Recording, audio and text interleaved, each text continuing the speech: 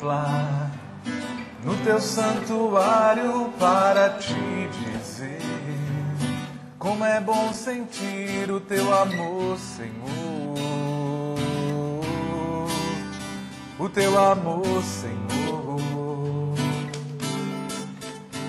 Vou te adorar em espírito, em verdade, com o meu viver. Vou testemunhar o teu amor, Senhor. O teu amor, Senhor. Eu vivo só pra te adorar, em espírito, em verdade. Eternamente vou te amar. Tu és, Senhor, digno de louvor. Eu vivo só pra te adorar, em espírito, em verdade. Eternamente vou te amar. Tu és, Senhor, digno de louvor.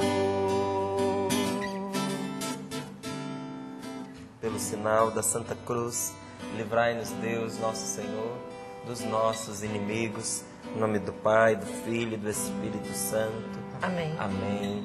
Rogai por nós, Santa Mãe de Deus, Para que sejamos dignos das promessas de Cristo. rogai por nós, Santa Mãe de Deus, Para que Sejamos dignos das promessas de rogai Cristo. por nós, Santa Mãe de Deus. Para que sejamos dignos das promessas de Cristo. Filipenses capítulo 3, versículos de 8 a 16, você pode tomar aí na sua Bíblia.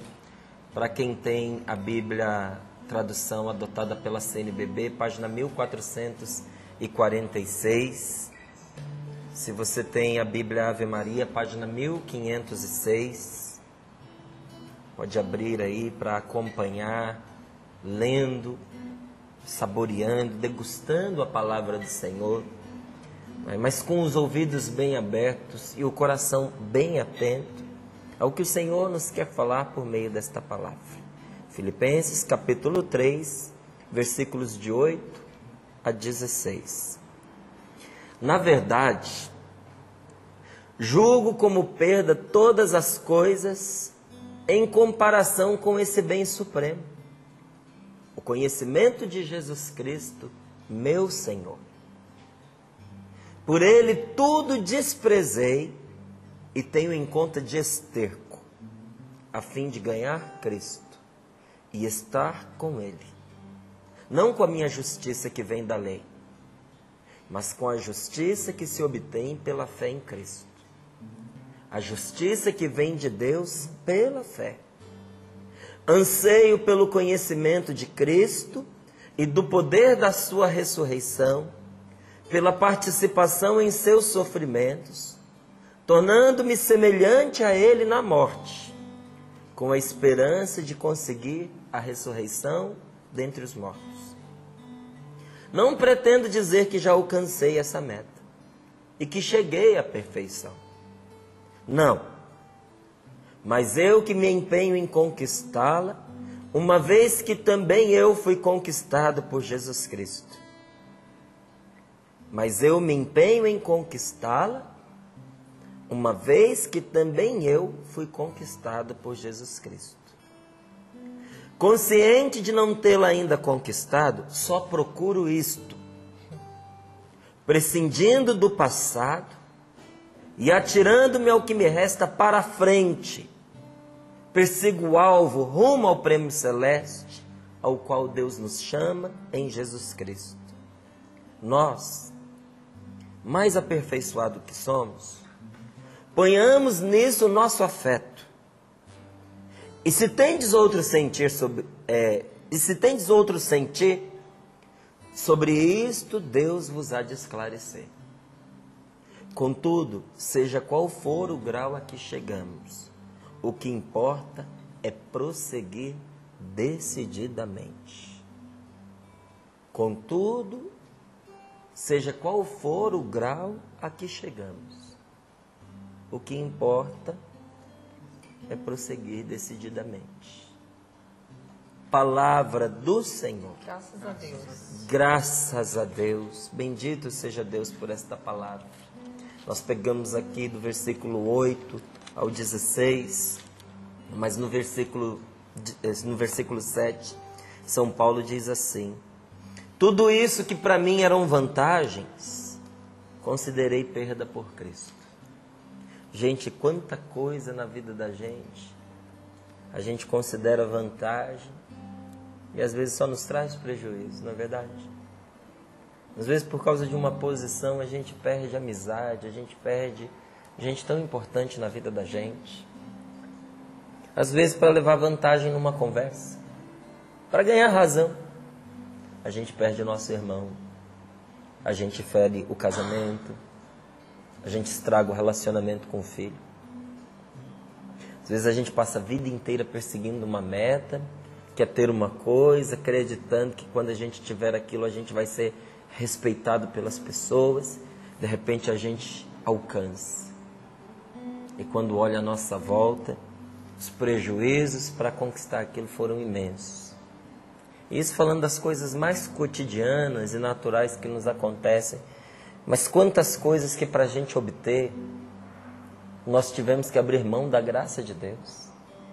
E se tornou para nós um prejuízo terrível na nossa vida. Até os títulos de vantagem que eu e você, que nós trazíamos, não é?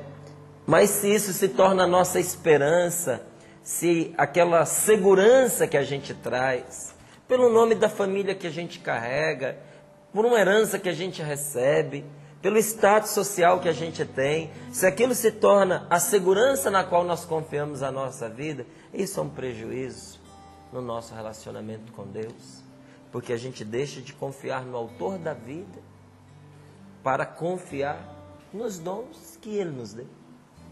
Porque toda boa dádiva vem das mãos dele. O que na sua vida tem de bom veio pelas mãos de Deus, mas isso se perverte, isso se corrompe quando a gente passa a viver em função daquilo que a gente recebeu.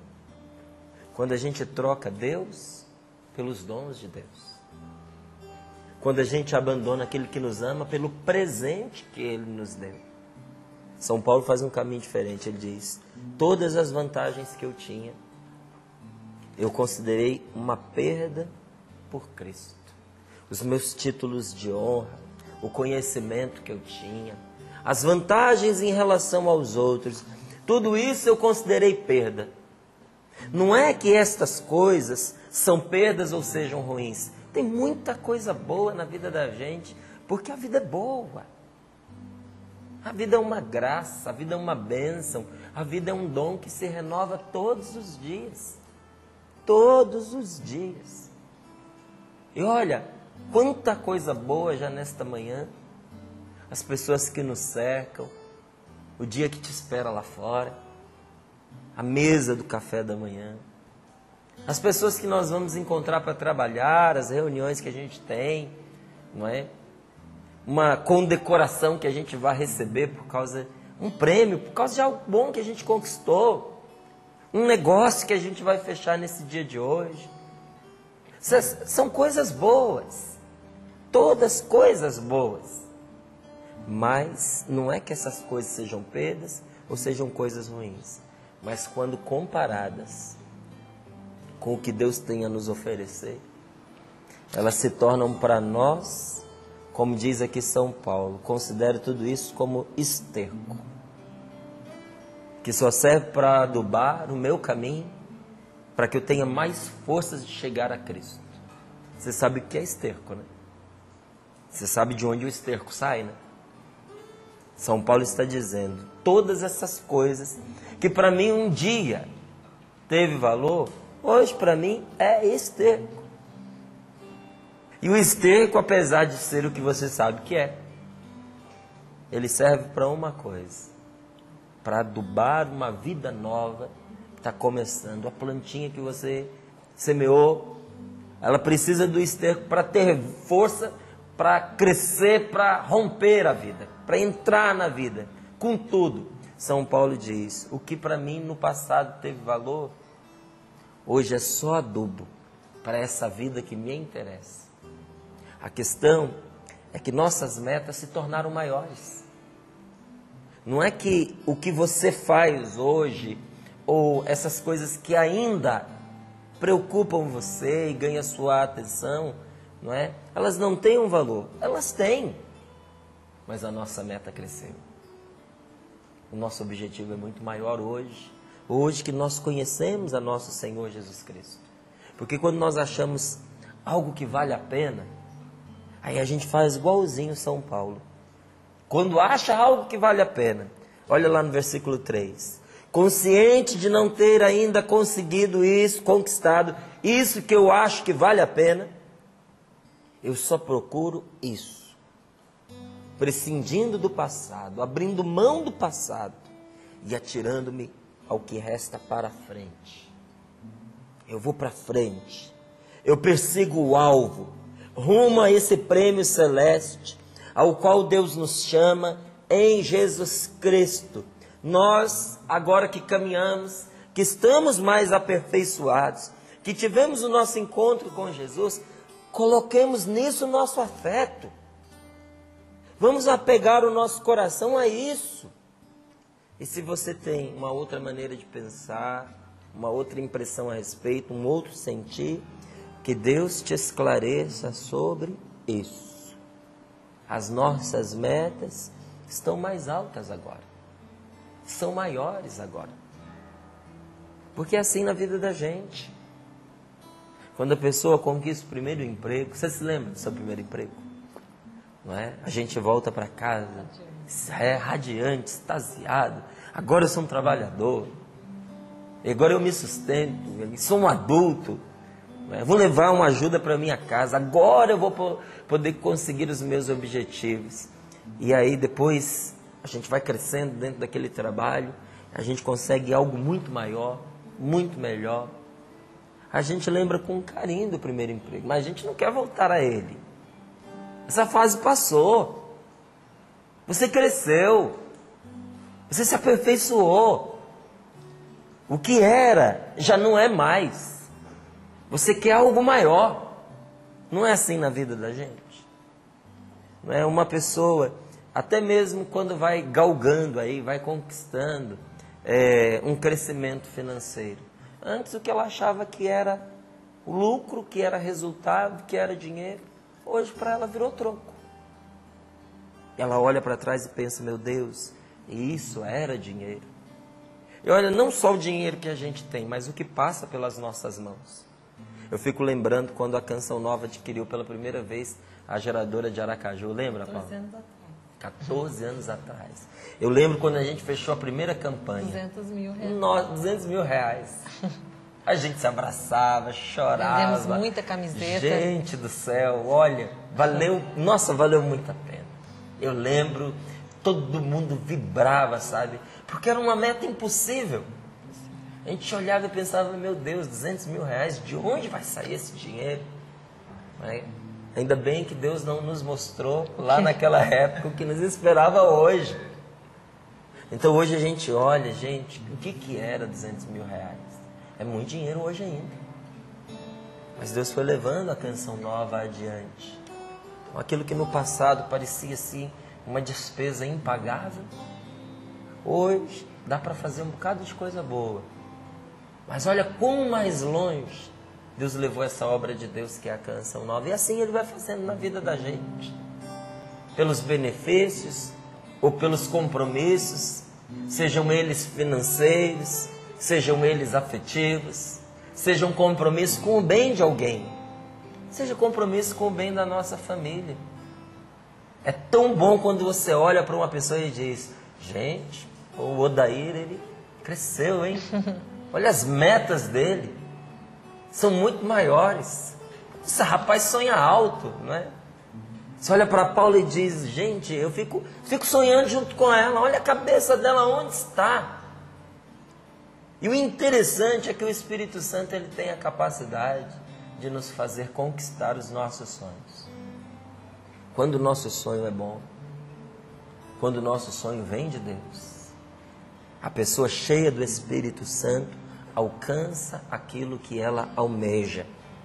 Então veja, Não é que o que a gente tem em mãos e trabalha hoje seja perda, mas a gente considera perda para conquistar algo muito maior que é a vida eterna. Aí a gente sabe, essa vida eu ainda estou conquistando, e como eu ainda não a conquistei, eu tenho claro para mim, aquilo que foi, já passou. Eu não me prendo ao meu passado. Se foi um passado de acertos, não posso ficar preso, pensando nas coisas boas que eu já fiz. Se foi um passado de perdas, se foi um passado de ruínas, se foi um passado de pecados, de fracassos, eu deixo o passado passar. Eu me atiro para frente.